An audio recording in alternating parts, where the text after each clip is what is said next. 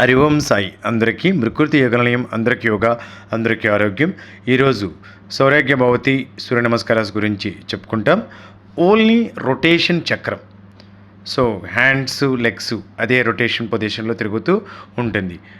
ఎలా అంటే పాదస్థాసన, అర్ధవుష్టాసన, తులాసన్, శశంకాసన్, సాష్టాంగ నమస్కార్ అండ్ సర్పాసన్, పర్వతాసన్, శశంకాసన్, అర్ధవుష్టాసన్ అండ్ పాదాస్తాసన్, మళ్ళీ again rotation అర్ధవుష్టాసన్.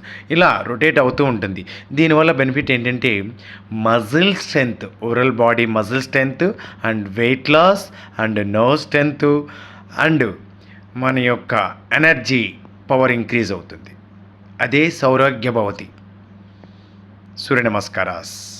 And long inhale, long exhale, long inhale, long exhale.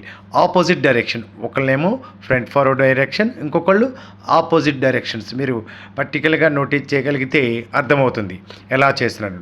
ఇది వన్ పర్సన్ చేసేది, బట్ ఎట్ ఏ టైం చూపిస్తున్నాం మనం ఇక్కడ వీడియోని. ఆపోజిట్ డైరెక్షన్లో ఎలా చేయాలనేది మనం చూపిస్తున్నాం.